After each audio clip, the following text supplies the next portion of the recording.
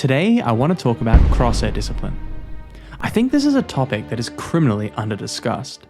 Bad crosshair discipline is so often confused for bad crosshair placement, but while it's closely related to crosshair placement, it is actually a whole different problem. Crosshair discipline can best be summed up as making every movement and every placement of the crosshair a deliberate one. Whenever that crosshair moves across your screen, it is because you meant to move it in that way to that spot. You flicked because you meant to flick. You rolled smoothly because you meant to roll smoothly. Whenever your crosshair stops, it is because you meant to stop there. When our aim is loose and unconcentrated, it can look something like this. I call this the floating crosshair. It looks like a feather floating on the wind, meandering aimlessly from one side of the screen to the other. This player might have great crosshair placement when they finally concentrate and regain control of their crosshair. But if we look at any random moment, their crosshair could be both out of position and, more crucially, out of control. If you record yourself playing Valorant, I can almost guarantee that there will be at least a few moments where you have this floating crosshair. When I started VOD reviewing, I realized that this is actually a pretty big problem for me. When I looked closely, I could see that my concentration would often lag, and my crosshair was doing all these strange things that I wasn't aware of. When I was concentrating, my crosshair placement was good, but whenever I stopped holding an angle deliberately, it would occasionally lag and float across the screen. Of course, I had no idea, and that's for a very logical reason. The very reason we get this problem is because of a lapse in our concentration. This is why the best way to diagnose the problem is by doing a VOD review, which I'll talk a bit about later. For now, let's talk about the practical things you can do to get better crosshair discipline. There are two chief causes for bad crosshair discipline. One is a lapse of concentration. The second is eye crosshair separation. For maintaining your concentration, the absolute best thing you can do is to get lots of sleep. But if you're anything like me and you don't always get a full night's sleep, then the next best thing you can do is to simply remind yourself to concentrate on a regular basis. Just every so often in game, you want to be asking yourself, how's my focus? What's my crosshair up to? If an enemy were to suddenly appear on my screen, where would they appear from? And is my crosshair ready for it? That kind of thing. If you ever find yourself losing concentration and your crosshair isn't in position, just calmly make the adjustment and return to play. There's no need to get too stressed about it.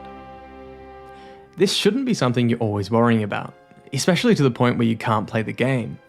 But rather, it's just about regularly checking in with yourself and getting that concentration back on track. So, on to the second problem, eye crosshair separation. What is it and what can we do about it? Eye crosshair separation is simply when your eye is not looking at your crosshair.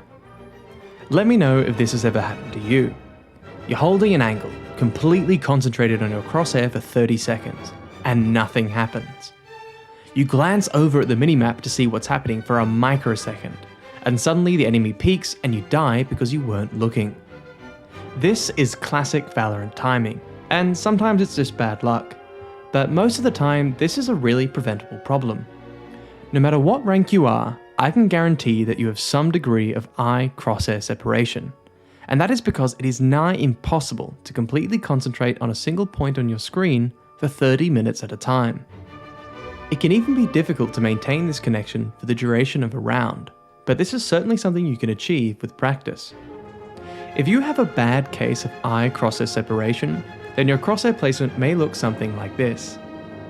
The crosshair may sit above or below the head level on the angle you're holding, with below being far more common. It might also sit too close or too far from the angle, despite your eyes being focused on the quote-unquote correct position. So, what can we do about it? To create a strong eye crosshair connection, you will need to practice moving your eyes and your hand together. One of the best ways to do this is to practice slow and simple tracking tasks while keeping your eyes completely focused on that crosshair. This will be hard at first, and you may find your eye wandering about, but try and be disciplined and keep your eye on that crosshair for at least 10 to 30 seconds at a time. Another practice technique you might try is to load up 50 stationary bots. As you move to the head of each target, you're going to stop for 3 to 5 seconds and focus completely on your crosshair before shooting. The point here is again to create a strong connection between your hand and your eye so that the two are always moving and stopping together. If you've got your eye crosshair connection down, the next part of crosshair discipline is moving your crosshair smoothly and deliberately. Moving your crosshair like this is not only painful to watch, but also a very bad habit that could be holding your aim back. To get your crosshair moving smoothly and deliberately, there's a simple routine you can try. What you want to do is load 50 or 100 stationary bots, and then, standing perfectly still, without touching your keyboard, you'll move your mouse at head level from bot to bot, moving at a slow and consistent speed. You may find this difficult if you've never done it before, so remember to take lots of breaks if you need them. If you've got that one down, then the next step is to do the same thing, but now you're going to introduce strafing. If your mouse dips or wobbles, this is perfectly normal. Simply stop, reset, and try again, trying to move as smoothly as possible. Finally, if you've been practicing your crosshair discipline and you want to check your progress, the best way to do this is with a VOD review. After recording a game, pick 1 or 2 rounds from that game and watch those rounds in full. During these rounds, you're checking for 2 things. 1. Any signs eye crosshair separation, such as poor crosshair placement or any abnormally slow reaction. And 2. Any signs of crosshair movements that were either not useful or not intentional, which will probably look wobbly and uncontrolled. Remember, ideally everything should look smooth, straight, and controlled.